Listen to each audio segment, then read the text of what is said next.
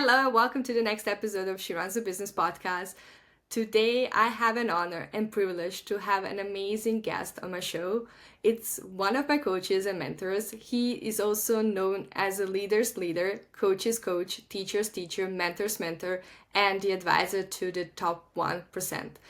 After multiple near death experiences, Masati came back alive to share wisdom and remarkable abilities to break through the limitations of psychology, willpower, and current self improvement methods to change countless lives in a matter of minutes by helping people shift at their core frequency level, resulting in drastic life transformation beyond physical logic. His method, Exponential Intelligence, is the next generation of human advancement that utilizes the power of frequencies to massively transform your life, not just improve it. Masati, thank you so much for being here. I know you're doing amazing work in the world and you're also doing like healing for royalties, celebrities, Fortune 500 companies, and also teach medical personnel how to implement XI in their practices. Thank you so much for being here. I'm honored to have you on my show. Nina, thank you for having me. Thank you.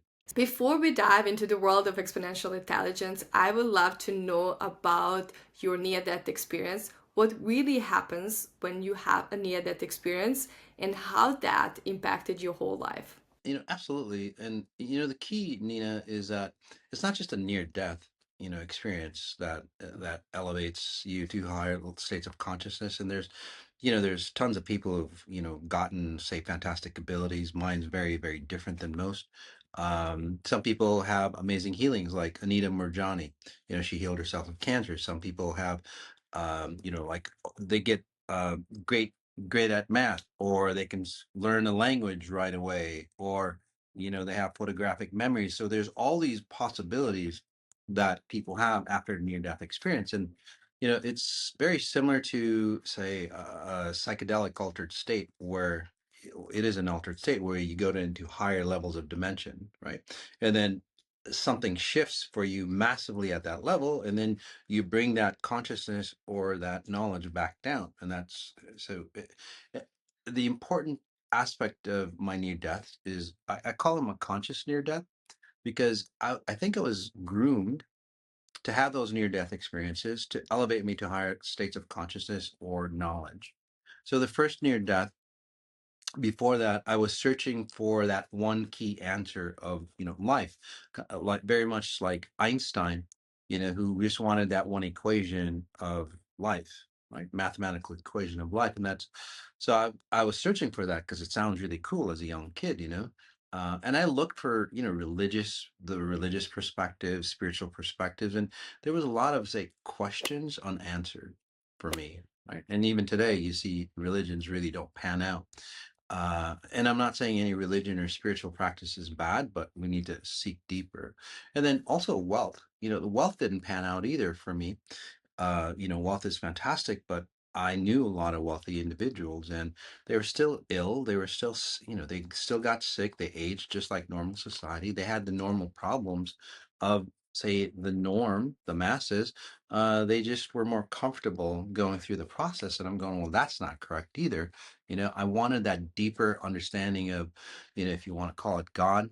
It's like we should be at our elevated state, completely, say, abundant, because that's what everybody talks about, but we never reach. So at a young age, I really looked at that and had such deep passion that, well, I would do anything to find the answer. And that anything basically was, well, if you really find the answer really fast, here's your near death. So, so the first near death was in a warehouse accident. I used to unload rail cars for a college job, and I inside the rail cars, they have these moving walls to keep products in place so they don't shift and fall. That wall was stuck, and interestingly enough, that day felt really, really different to me. I'd come home from the university at the time, and it's just like everything was just, surreal to me. So it was literally like set up for me to have that near death, and that wall was stuck. So I offered to climb up and like unlatch it from the top, while my team members, would pull from the bottom.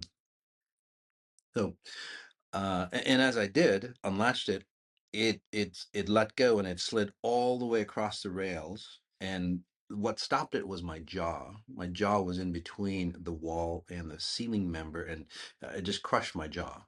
And I just lay there, literally hanging by my jaw. And I know it sounds kind of weird, Nina, but it was the most expansive experience I've ever had because it allowed me to understand the meaning of life. That's like right there. And when I saw myself from an outside perspective, like looking at a mirror image of yourself, but there was no mirror. I was like floating and I was looking at my physical body hanging by my jaws. And I was thinking, it's like, gosh, you're so limited in this body. And at that instant, it's like, oh, I'm dead. But, you think, sadness would come about and all that. Nothing like that. It was just such an expansive experience because I got to experience myself as a complete being, like full potential. And it was an amazing experience. And, from there, I went through, the levels of, say, the levels of near deaths or the tunnel of light, as some people would call it. The first level is like, your family and loved ones like introduce you into that realm, the ones that have died. The next level, you get into these levels. I went to the level where you had a life review, and that life review wasn't like you did this good and you did this bad, and we're going to send you to heaven or hell. It was more like, oh, that's why these things happened. So instead of looking at it from like a kindergarten point of view, while you're living life, you look at it from a master point of view. It's like, oh, these are the patterns that you did to cause whatever happened in your life. So there was no I should have or I could have. It's like, damn, why did this happen to me? It's like literally you start to understand the science or the mechanics of why you went through the things that you did. So it really boggled my mind. The other aspect of it as well is I lived 20, 22, 23 years of life, probably in like a mere seconds. And I was completely conscious when I went through this process, and I'm going, wait a second, I just relived my whole life. It wasn't like a review where you're looking at a video screen. You were that person going from birth to 22 years. So that allowed me to understand how time can be influenced or distorted. Because again, 22 years in just mere seconds, how did that happen? Right. And then from there, you felt this loving presence, and it's like, well, you can stay here if you'd like, but and then they just push you back into your body, and it's just painful, literally, to push back in. It's like probably like spaceships as they come into the orbit, the Earth's atmosphere. It literally feels like, and it's like very intense, for that space, say a space shuttle coming into Earth's atmosphere. It literally is. You are in another atmosphere reality, and you get pushed through, say, time and space into your body, and it feels, very, very intense. It's very painful, and then snaps. You get snapped back into your body. So that was the first near-death experience. It was quite beautiful, by the way. I was wondering why you were telling the story. Could we reach those levels of awareness or consciousness without having to die? Absolutely. And I think for me or my life trajectory, because at 22, I didn't know what I know today, or I didn't know what my life purpose was, right? I didn't know that I'd be, helping, gosh, hundreds of thousands of people, throughout the world transform their lives. I was going to be a computer programmer, and I was a computer programmer, before my second near death. So when it, uh, uh, that's a really beautiful question. And do you know Roger Bannister? Or I call it the Roger Bannister effect. Roger Bannister, uh, he was the first human that broke the 4 minute mile. Okay. So, and it was world news. But then what happened is like a month or two after, somebody else broke the 4 minute mile.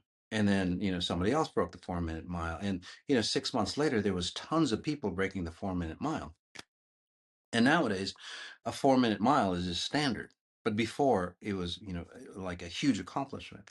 So I think for me to achieve that level of understanding and clarity, especially after the second near death, which I learned the science behind how this reality works, the physics of this reality. I think it allows more and more people to become more and more exponentially intelligent, so to speak, where they don't have to go through a near-death experience. They still have to go through the work and the process of cleaning themselves up, clarifying, but they don't have to have a near-death experience. I've done it. I've been that pioneer at an awakened level, so everybody can follow that path and make it wider and make it easier for people to again ascend to those higher realms. And I think we see that around the world. More and more people are, say, awakening to the possibilities without, there's a knowing out there, a really prevalent knowing that, something that we are is much grander than what we think, the physical, realm or limitations are. So, yes. I really want to dig deeper into the world of exponential intelligence because you mentioned that during the second near death experience, you found exponential intelligence. Could you please explain to our audience what exponential intelligence is and how is different than other healing methods out there? Sure. And it's more than a healing method, Nina. It's turned into a science. At first, after my second near death experience, which was a drowning, after that, I realized that I had healing abilities. Like I could see, like I could see you, and I could actually see that. Oh, you've got kidney issues. Oh, you've got this issues, and I'm going, what is going on? It was amazing. Or somebody would go, oh, my friend, and I could go, oh, your friend has headaches all the time, whatever it is. I could pick up on what they ailed, and not just like health issues, but the type of relationships that they had, if they're going through a divorce, if they're alcoholic. And it's like, where did all this knowledge come from, you know and how am I tapping into it? Right? It's not like you tap into Google, or AI nowadays, like Chat GPT, or Grok or something, like, and you search for this stuff. Is like, how am I tapping into just people's information? Where is that based in? Is where in the cloud or the universe is that knowledge based in, and how am I receiving it? So over the years, as I've cleaned myself up, clarified myself so I can become a better conduit, um, um, you know, it's turned into more of a science, XI, which I call it XI. So exponential intelligence is literally the science of the universe. It's a timeless science. It's the science that's happening, trillions, billions of years old. It's basically the science of evolution. It's how we started with, say, nothing, and then morphed into possibilities of a high dimensional being like humans here. Obviously, it took trillions or billions of years, whichever you call it, but what was that science that created this? It wasn't just happenstance. Now some people confuse it with, well, God created this and all that, and it's so fuzzy logic. But if you look at the universe, it's the top level science, and that's what exponential intelligence is about. It's really about, say, understanding the consciousness behind that intelligence that, say, created this evolutionary process that we call life here. So, and it's straight science. And at that level, from what I've seen, 14 years of experience, hundreds of thousands of client research sessions, I'm actually seeing this, like, there is no exceptions to the rule. And that's what I really rely on, because current science is, there's always an exception to the rule. But exponential intelligence science, the theories, or the physics, the math, there is no exception to the rule. It's because it's the top level science. So so in a nutshell, exponential intelligence is basically the handbook on the physics of this reality, or how evolution works. So, can I go back to the story that you shared that exponential science in exponential science, there is no exception to the rule. Does it mean that we can all heal, no matter who we are or regardless of genetics? Yes. So let me just break it down. Say that because, you know, at in the world of possibilities, depending on how far you are in, say, your aging process. Say, for example, you're, a baby, and this has happened. Tons of, exponentially intelligent kids or parents who have exponentially intelligent kids, say a baby has a certain issue, certain genetic issue, and the parents have asked me to say work on them through hyper meditations or personal sessions and so on. That baby has cured themselves of whatever ailment. Again, I'm not claiming to cure anybody. And nobody should. No Western, Eastern, medical technology should claim that they cure, because healing or curing oneself is an intimate connection between you and your higher self. Okay. But what I do claim, which works really well, is like I help you awaken to the possibilities of how and what you could do. So a possibility of healing that probably wasn't there, probably wasn't available because of all the filters we have, genetic filters, patterns, and so on, that we think is say not changeable. So anybody can heal, but say you woke up and you're 80 years old and now you're exponentially intelligent. Well, you could heal, but you've gone so far damaging your body that yes, you can heal, but how long will it take you, the physical process, to heal? So the younger you are with XI, the more of a possibility that you have to be, say, in complete healing for yourself. And there, again, I don't claim to heal, but there's a lot of people who have, gone through stage 4 cancers or life-threatening issues, suicide patterns and so on, or addictions, and they're gone. They heal. They go and get an MRI. It's like, the grape sized tumor is like, oh, we don't know what happened to it. It just disappears. So I don't know how all the details of that will work, but and sometimes it's like people go, well, it's a miracle. It's not really a miracle. It's just that we just don't understand the science behind it just yet. So You already talked a little bit about this, but I want to go a little bit deeper if it's okay for you. How does exercise science addresses root cause that conventional medicine might overlook? yeah, how does XI science like look at the root cause? Okay, so say somebody has a traumatic, I don't know, say cancers, and again, it's not just about healing, but we're talking about healing in this, but it's about life mastery. It's about high performance, coming into your best possible self. As an actor, as an athlete, as a business person. It's about having fantastic relationships. So XI is literally about becoming the best possible human that you can be, and then whatever you need, you just do much better.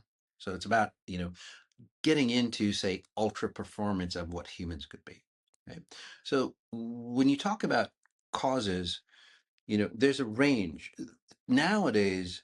The the the effect of what people receive, and in this case, injury, right, or diseases, the effect is so far removed from the cause that nobody really understands the root cause. And so science, the current sciences, they're really, really fantastic. And they're really fantastic at, say, maybe healing the effects of the disease or issue, but they don't go to the root cause. Okay. So what that means is, the superficial layers, the physical, say, identities, or the physical aspect of the body, science or modern technologies is really good at that, especially surgeries and so on. But and you can tell it's not, there's always exceptions to the rule, but what was the cause of that disease? That's what you want to get at. Why was it a genetic pattern? And through the years of studies, and again, field studies, actual people, not clinical trials, but actual people, it's like once you start to remove the cause, and there's a couple scenarios or uh or ideas where you can go, oh yeah, that changed, the genetics of that person. And let me explain, because science can go, will poo-poo at what I just said. you know so say a parent comes to me and they have a genetic issue, like say cancer. Cancers run in their family, right? They have cancer, so they come to me as a last resort most of the time. And because all the other modalities didn't work, uh and so it's like, okay, I help them awaken to go, this version of who you are, it has a cancer. This dimension, this version of who you are, does not have cancer. You're totally healed. So it's like, let's move you, because it's all about multidimensional space, multidimensional healing. I don't help the person heal where they are. I don't help this physical form, this physical identity. I help another version of them out there. And by the way, there's a lot of, say, physics now that is coming up, especially quantum mechanics, quantum physics, that say, reflect what I'm saying. So what I say is like, okay, you've got cancer here. This version doesn't. This version of yourself in the multidimensional realm doesn't. Let's move you over. And this is how, again, that magic happens for people. The cool thing about that, Nina, is that, you know, say that, and this is a real life example, that mother that healed herself of cancer, her child that had, and her child was young, her child that had possibilities of cancer, or showing signs of cancer, over months later, since that child is connected to that mother, it's like she didn't have any cancers either. She was cleared of the cancers. So you can see that to me, and there's many other, situations like that where, say, somebody heals and then the family around them heal as well, or they massively transform. So obviously it's not, again, clinical studies. We need more studies on that, but it's a really, really good start. you know. So, so I think what you said is the reason why I love healing so much, because there's a huge ripple effects in society. When we heal people around us. And that's why I really, really love healing. And I also love what you do because you changed my life so many times that I cannot say enough thank you for the work you do. And I also want to share a little bit about the healer burnout because that's a real thing. And you also help healers heal from burnout. And can you explain what exactly healer burnout is and how we can prevent that? healer burnout is, when, at the cause level, not the, again, the effect level, is people get burnt out. And by healers, you might go, well, healers, energy healers, Reiki healers, all those, say, alternative healing practices. But healer burnout could be like Western medicine, doctors, surgeons, psychologists, nurses, healthcare workers. They get burned out as well. So both sides get burned out. And that's really the a sign that, how, whether it's Eastern or Western or whatever modality that's out there, it's not really working out well. Okay. So one, as I explained, is like, you know, uh, you look at, say, well, in the US, doctors and healthcare professionals, they have one of the highest rate of addictions, and they have one of the highest rates of, say, suicide. So is that a really great healing modality to use, right? And these are the extremes. The other people, they're stressed out, they age faster. People who have, say, abilities, or channel, right? And I can explain the science behind how channeling works and so on, like that. Although they could have, say, success with their clients, they're burning out because they're using their own energies to help heal. And if you're using your own energies to heal, again, Western doctors do that. Eastern philosophy, healers do the same. You're using your own frequencies, your own energies to heal that other person. You're taking on their baggage in exchange, and that's how clients heal, or that's how your patients heal. How many people can you help that way? and this is where healer burnout happens, the wounded healer syndrome. It's not just for, again, the Eastern philosophies or the woo philosophies.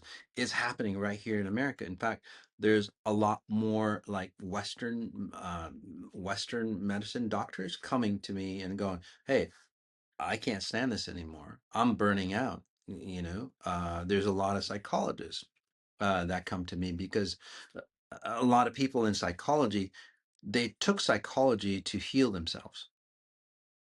And I think that's what most people do, is like, well, if I can go help others, that means I can heal the part in me that's still, wounded or broken. But then they never figure it out, unfortunately. And this is where XI is really, stands out. And there's a testament to, I don't thousands of healers already that are nurturing themselves as they help others. They look more vibrant, they look more healthy.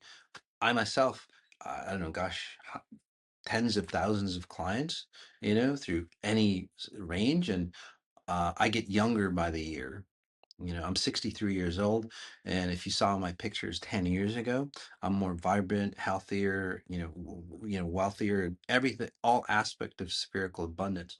You can't say that, with any other modality. By the way, Nina, as you know, XI isn't a modality. So the cool thing about XI is that it's not another modality you have to learn. It's not you change your practice. It's just like the logistics of how you say operate your human identity, your body. Let's change that so you don't have to sacrifice, you don't have to destroy yourself to say help others, right? You enhance who you are, and healing others or helping others becomes a blessing to you and the person. Because if you're not, say, completely healed yourself, that patient of yours cannot heal, no matter what you do. And that's why medicines and surgeries and Reiki and all those fantastic modalities, again, they're fantastic modalities, but they're all missing the one key that we provide in XI, is like the person doing the healing must be healed themselves.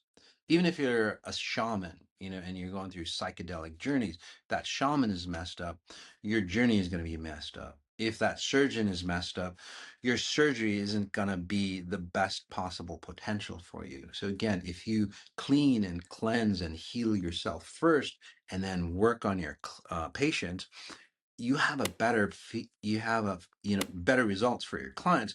Plus you feel whole as well, because you're doing a complete, say, a complete rejuvenation on both of you. I agree what you said because I think it's very important that we emphasize this because very often we want to heal others without healing ourselves first. And that's a big issue here in this industry.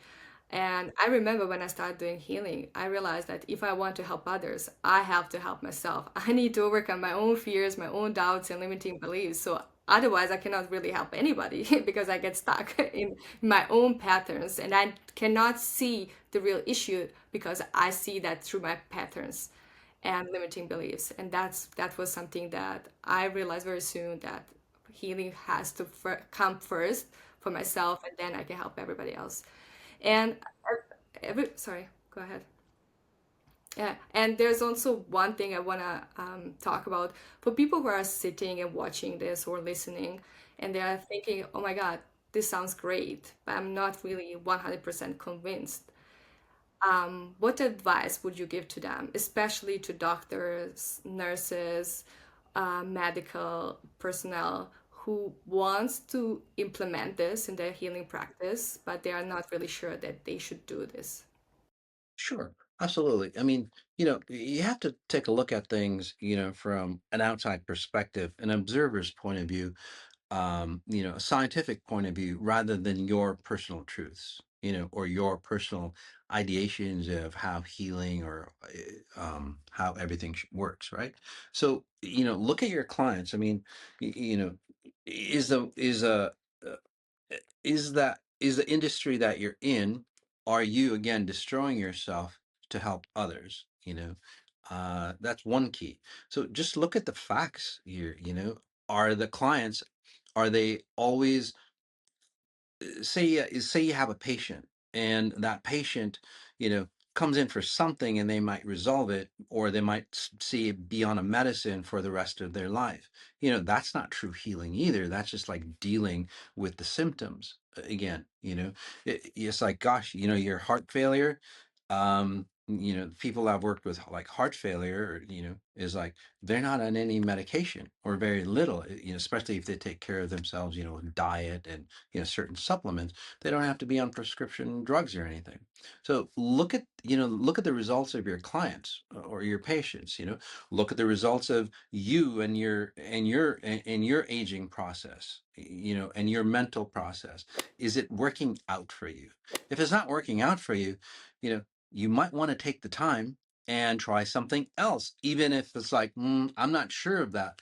But you shouldn't be sure of where you are, because it's not working out for most people. I mean, eh, look, like I said, highest rate of suicide, highest rate of addictions, the number two cause of death here in the U.S. is literally the medical community, the medical mistakes, medical issues. So it's like, it's an industry that, sure, it's got a great foundation, but it needs a lot of revamping to expand into, say, better possibilities. So we should always be searching, say, for new ideas or new concepts, not only to improve, your patients' lives, but your lives as well. So it's like, give it a try. You've got really nothing to lose, and if it doesn't work, and I guarantee for most, it definitely works. We've had enough people. I'm not here to prove anything to you. I mean, again, hundreds of thousands of client sessions. There's been enough proof. Is it going to work for you? That's up to you. It's really up to you if you want to take that challenge, and the commitment that it takes to really transform who you think you are. A lot of people might not want to go through the process, because they'd have to take a look at all their weaknesses and all their distortions, because that's what true healing is about, right? Are you willing to take a look at all your weaknesses, distortions, and heal from it, or turn those into, say, possibilities of greatness? A lot of people want to just bury their stuff, through wealth or through their intelligence. It's like, nope, I know that stuff is down there. I just want to keep it buried because it's easier for me. It's not much easier for you, and it's not much easier for your client. So if you're that person that's really, say, willing to really, say, alter not just your client's life, but your life as well, and then that frequency starts to change people around you, that's true healing. So if you're that type of person, the healing mastery is, really a fantastic possibility. I mean, exponential intelligence overall is really fantastic for you. Okay, you already mentioned a couple of times healing mastery. So, what does it take to become a healing master, and what are the benefits of that? Okay. Well, what does it take to become healing mastery? Like I said, if you're broken and you're distorted and you're getting more ill, more uptight, more burned out, and you're aging faster, then you're not really healing, really, society as a whole. You're just perpetuating. It's like taking medication for a disease that's incurable, so-called incurable in today's society. But, well, you didn't really cure it, so you're just perpetuating, say, the length of stay, or their burdens. And so that's not really healing anybody. Right? If your clients are keeping coming back for the same issue, and again, they're still taking the prescription drugs or whatever it is, and they come back for the same issue, well, that's not really healing either, right? If you're, say, each year as it goes through, for example, the aged, right now, arthritis and things of that nature, diseases of the old, if those diseases are penetrating younger and younger age groups, now you have arthritis and diseases that 70-year-olds have in children nowadays, right? Something's really wrong, right? So that's not healing mastery. So this allows you the opportunity to understand, say, the deeper science, and it allows you to understand, the science that we currently have, and then opens up possibilities for us to again expand even deeper into that knowledge. So again, it's not disqualifying the current knowledge of medicine or energy workers or anything like that, but it's improving the process for one and all, and that's mastering how healing actually works. I'm actually applied to X Prize. It's part of the Google network on aging and rejuvenation, which is really fantastic. It's just the beginning phases, but Nina, like you've aged a lot different than joining XI. I've aged different. I look much younger today than ever before, and there's tons of people are aging younger. How does that happen? Right. So those are the possibilities. So the more and more people we can get involved, the more and more results, the better results, the more studies we can do. I think it's a great opportunity for us to really say advance the needle in true healing. Oh, one more thing, Nina. There's a lot of people who have abilities, but their abilities, one, start to destroy them, like I was talking about wounded healers. So using those abilities to say enhance you rather than destroy you while you help others. That's another reason why you want to take healing mastery. It's really a profound transformation of the individual, the actual person. Again, it's not a modality, another modality that you need to learn. It's a process on how you can heal yourself while you heal others as well. So we all benefit. I want to talk about the new program that you have. It's called Healing Mastery. It starts on November 2nd. Can you tell us more about this program and how we can get involved in this? Yeah, absolutely. So healing mastery is literally, gosh, I forgot. It's healing mastery. It's not a course. It's of teaching you another modality. Okay, it's understanding the possibilities and going beyond, say, the realm of physical healing, because true healing actually happens at your, say, spirit level. And I know that might sound woo woo to doctors and so on. So let me explain what spirit level is to me, or to what XI. It's that super intelligence that created you before you were even a single cell. There was a blueprint. There was an intelligence there before you were a single cell, before you even had a brain, before you even had a concept of self. What was that intelligence that created your blueprint of self? So healing mastery allows you to access, right? Obviously, it does take, time, not as, decades, but again, does take time to, say, clean yourself up to access those realms. So that's what I say when I say your spirit level. Okay. Again, it's the super intelligence that created the you. It created the self. So healing mastery is literally a course to clean yourself up, right? To access that level of intelligence. And as you access that level of intelligence, well, this is where people heal themselves. This is where people's abilities, people's intuition, if you've got a modality already, or if you're channeling, channeling sounds really good, great. But again, most people who channel, they lose their sense of self. It destroys them as they age. So you want to do channeling properly.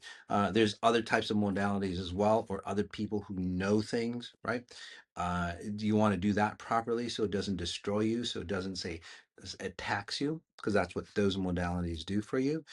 Even Reiki, there's a lot of people who say absorb people's distortions, absorb people's pains, right? You don't want that. How many people's garbage and pains and illnesses can you absorb before you go, shit, I'm out of here? I've heard that so many times from healers, is like, Moss, I need a break, right? There's people who heal in those types of modalities that can only see like one or two clients, and then they're drained out. You know, again, you're taxing your body. I'm at expos, trade shows, and I could work, and I have worked over the period of like 10 hours or so, and fresher than ever, over 200 clients in that day. So again, it allows you to, one, enhance your abilities. If you're a Western medicine, like healthcare worker, nurse, doctor, surgeon, psychologist, it's really fantastic for you because you start to understand the deeper science behind your expertise. So again, it's not moving away from your science, it's going deeper. So it's understanding the pitfalls of your industry or of your knowledge because you get more intuitive on that. It doesn't destroy you. In fact, you heal yourself as you heal others. The other aspect too is that, well, since you get true healing, it becomes a natural marketing because people tell other people, it's like, gosh, yeah, I went to so and so and I actually healed myself. And then it increases your income as well because you're actually doing, say, a positive service. It's not just a recycle of those individuals. So it literally breaks how we see the healing standard or the healing paradigm of this world. It really brings it up to another level of healing. So it's really powerful, and hence the healing mastery course. Something you said that really needs to be emphasized here, that you worked on 200 people during one day. And I can confirm that. I met you in Spain and you had sessions from early in the morning until very late at night, and you were not tired. And that's the beauty of this work. That's why I see huge potential in this work. And for everybody who wants to try this, and I highly encourage you to try this because it's going to change your life. It's going to change how you see your life, how you experience yourself, how you feel. Your family life is going to be changed. And for everybody who wants to try this, we have a special gift for our audience. Everybody who wants to join Healing Mastery course, use the code VIP200 to get $200 off. This is a special gift. Thank you, Mas, for this amazing gift to my audience. You're so welcome. The cool thing, Nina, is that with this new concept of exponential intelligence, especially if you don't have to spend hours and hours on a person.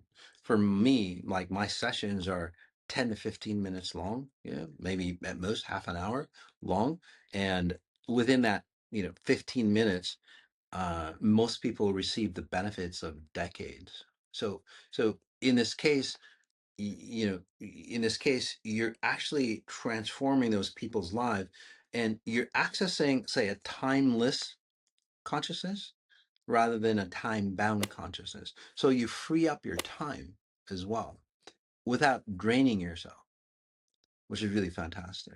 Yeah. I would love to go back to the medicine and healing. Where do you see future of medicine and healing? Well, as Einstein said, the future of medicine is, basically frequencies. I forgot his exact quote, but it's all about frequencies. If you look at, Nikola Tesla and many of those other individuals, if you want, say, true healing or true solutions, look into the world of frequencies. And I'm paraphrasing many of those individuals like Niels Bohr, Max Planck, and all those individuals, Einstein, Tesla, many people who are actually healers, some of the, famous healers like Jesus, they all work through frequencies. So we're elevating ourselves to the level of, say, we're elevating to the level of bridging the gap between the time bound realities and the timeless realities. That's where true healing occurs because almost all the problems, I would say about 99% of the problems, actually occur at a high level, beyond, say, the concepts of self, beyond the limitations of the brain. So we're transcending into those realities.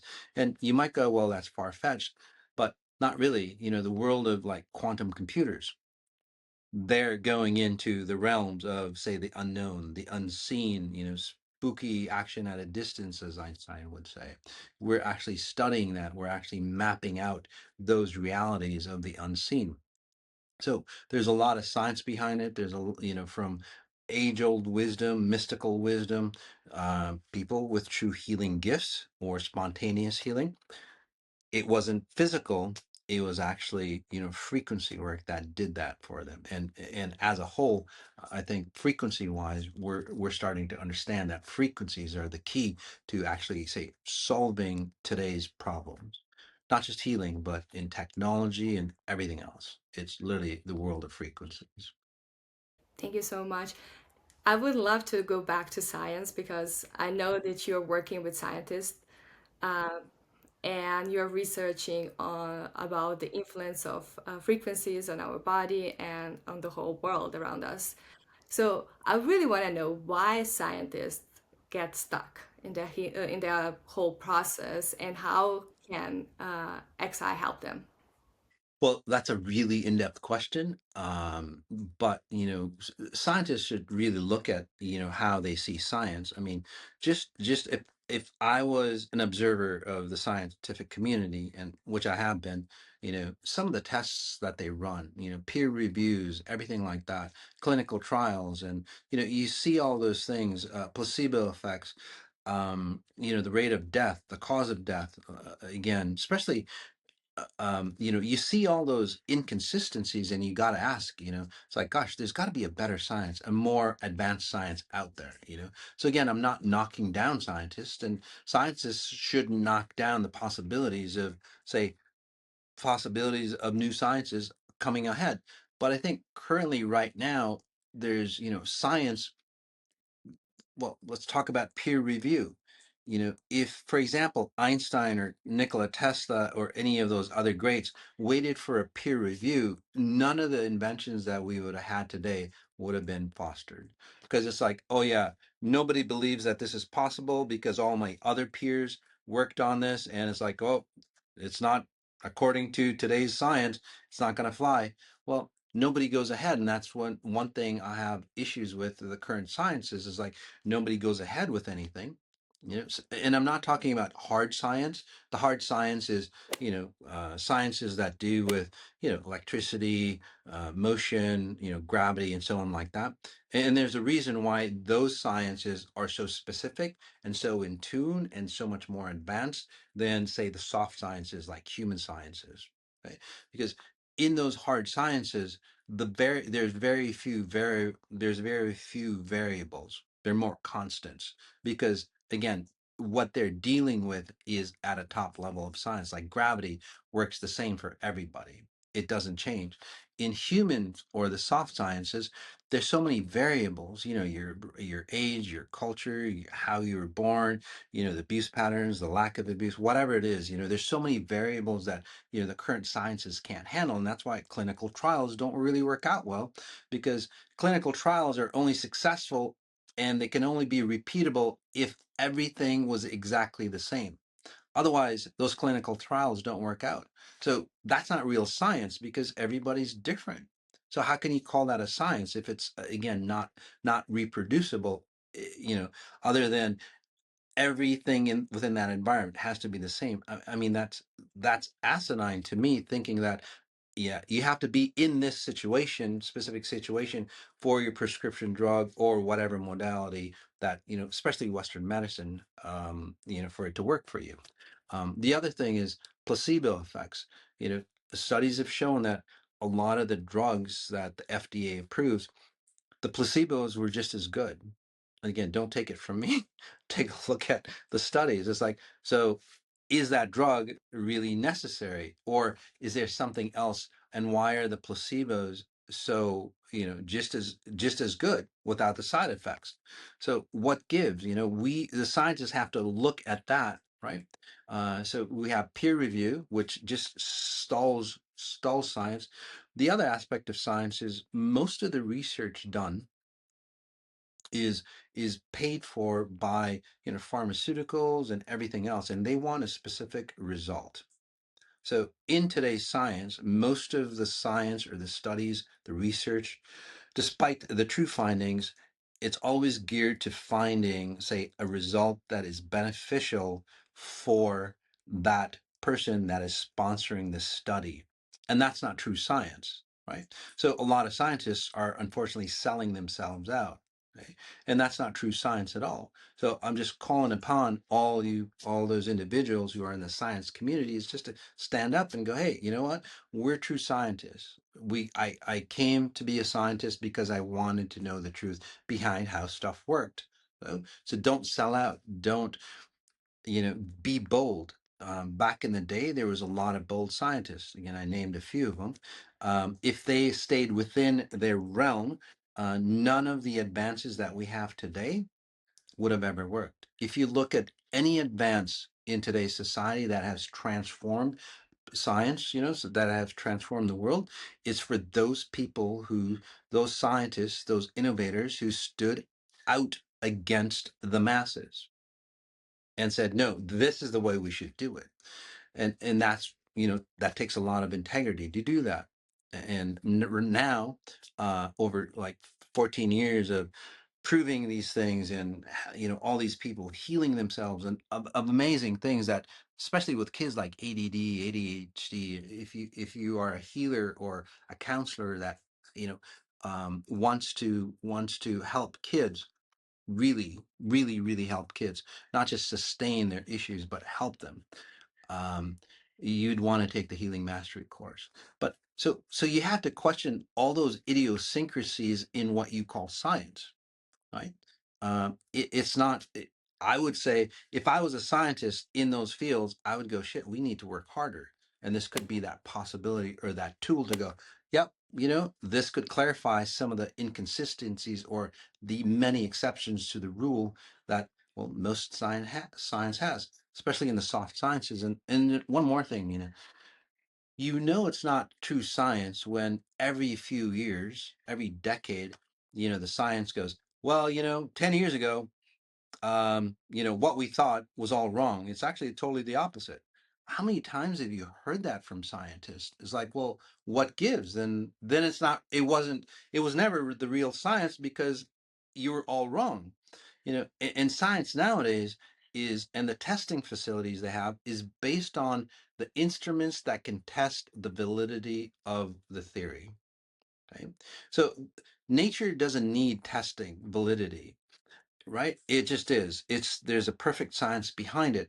So what that means is that, because of, say, new technologies, new advances of, say, studies, new instruments that can that can evolve our understanding, because of those new instruments, new ways of trying things out, we find out that the previous science was absolutely wrong. I mean, you can go back in history, right? Without the advent of, say, the microscope, nobody knew the world of bacteria and viruses and so on like that. Nobody knew that, and everybody thought it was all okay. But then, the telescope came in, and it's like, yeah, the microscope came, and it's like, damn, there's a whole new world out there, you know right? So again, you have to question those phases. And I could go on and on, Nina, but I think that's a really good start for those who go, well, he's not really scientific. It's like, well, I'm more scientific because I get more consistent results over a vast range of individuals, than any other modality, Eastern or Western, that's out there, hands down. I agree with that. Yeah, I agree with that. If you have the same result and you applied it to different variables, people who live in different countries have a different skin color, they use different language to communicate with people, and have different genetics. If that works for them, it's definitely scientifically proven to give results. And that's true science. And that's how I validate the exponential intelligence science. How does that compare with, say, the current standard of science, or even, the mystical sciences that are out there? Again, they're not, consistent. They're not duplicatable, like exponential intelligence is. So I encourage both sides to, again, it's not an argument of who's right or who's wrong, but, let's all come together and start to understand, let's collaborate and start to understand, say, the bigger picture of whatever field that you're studying. That's all. Thank you, Masati, so much for sharing your wisdom and knowledge with us. Thank you for all the work you do. You're doing really great job. And everybody who wants to join Healing Mastery course, use the code VIP200 to get $200 off. Thank you, Masati, once again for this generous gift to my audience. And thank you, everybody who was watching and listening. Thank you for the work you do. Until next time, be brave, shine your light, because the world does need this love and light inside of you more than ever. I'm sending you lots of love and big hug. Bye for now.